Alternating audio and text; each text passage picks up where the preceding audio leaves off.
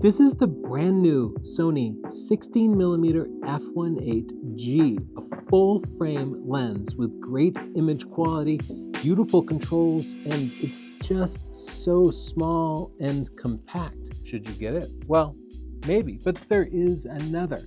This is the Viltrox 16mm f1.8. Same focal length, same aperture, but the Viltrox is going to be a little bit less expensive. One of the advantages of the Sony E-mount is there's so many great third-party lenses. So I'm going to test these two side by side and tell you which you should get. This is completely unsponsored, unbiased. This lens is a loaner from Sony. I bought this out of pocket. So we'll see which is better.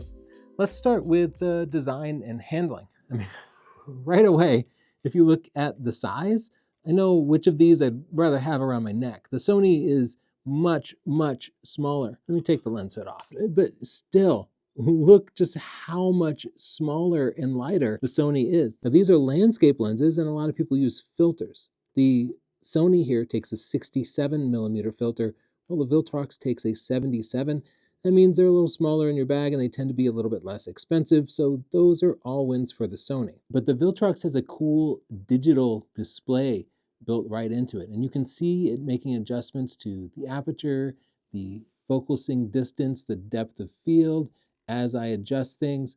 And I think the display looks great and it's pretty cool. Do I need it? Will it ever improve my photos? No, but I kind of think it's cool there. Now, it might not match your vibe. I tend to like an analog vibe. I tend to just prefer the simple markings there of an aperture ring.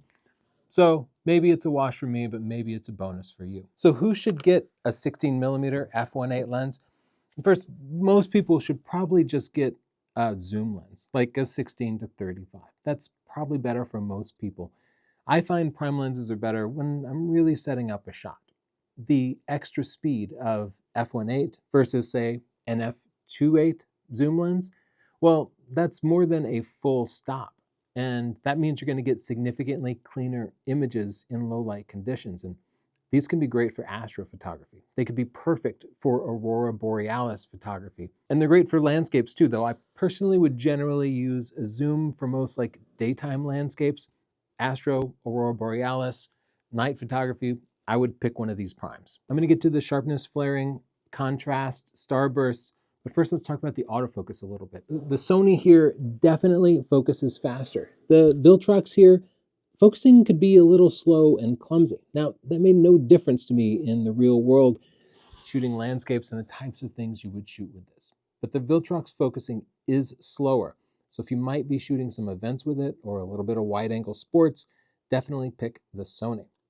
Let's take a look at the sharpness. I tested these in both the lab and the real world to see if I could see any differences. So let's look at the results. Let's zoom in. Zooming way in with an outrageous 240 megapixels, I see more detail out of the Sony. The converging lines here are crisper further down than they are with the Viltrox. Let's check the corners. Here at the edge, the Sony again is cleaner and overall handles the corners better. Real world shots at 60 megapixels. Here the sharpness difference is still noticeable. The Sony is sharper. Another 60 megapixel real world photo. Again, the Viltrox is good, it's very good, but the Sony is a little bit better. Note the distortion you see in the Sony lens is only because it's brand new and not currently supported by Lightroom Classic. Here you can see the difference between a RAW file and a JPEG file.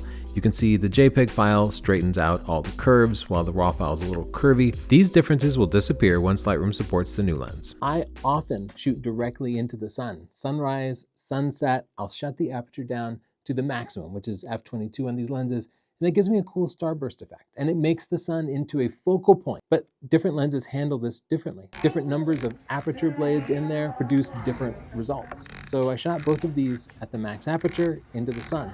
Let's see how they differ. Here's how each lens handles starbursts. The Viltrox has 18 blades to the starburst, while the Sony has 22. That's because the Sony has 11 aperture blades, while the Viltrox has only 9. The Sony thus looks a little bit better. Generally, people consider more blades in the starburst to be better, though it is subjective. The flaring around here seems about equal. Checking the starburst in the corners, they both have similar amounts of flaring and distortion, so that's a tie. Let's Speaking of shooting into the sun, let's test the contrast. I brought these into the portrait studio and put a light behind the mannequin's head and fired it directly into the lenses. Again, sometimes you shoot portraits into the sun. This time though, the lenses are shot wide open to see how they handle bloom and flaring. So let's take a look at the results. Let's check the contrast in our portrait studio. This glow here is called bloom. That's light from the strobe bouncing off the lens's internal elements. If the lens were perfect, these lines would be completely crisp. You can see just a little bit more bloom on the Sony than on the Viltrox. Thus, the Viltrox actually has better contrast. The difference is narrow though, and zooming in on the eye, we can see the Sony is indeed sharper here too. What if you want to do some macro work, some close-up work, getting as close as possible to some small things? The best thing to do is to put the lenses into manual focus and manually focus to the minimum distance. That can get you a little closer. Then I just lean into the subject until that subject comes into focus. I did that with both of these lenses, and the results are kind of shocking. The Sony lens got so much closer than the Viltrox could. It's just silly. If you might ever do any kind of close-up work, the Sony is a huge win. It got so much closer. So which of these two lenses should you get?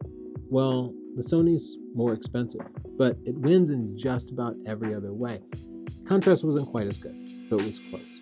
But it's smaller, it's lighter, the filters are smaller, it's far sharper, the Starburst is better, the maximum magnification is better. I think Sony has a real winner on their hand. They've become just perfectionists, and it's making it really difficult for third parties to keep up. But the Viltrox has a cool display on it, and it's a little bit cheaper, especially if you can find one used. But for me, when I weigh all those things against the difference in price, I think the Sony 16 f1.8 is the winner. Congrats, Sony, another great lens.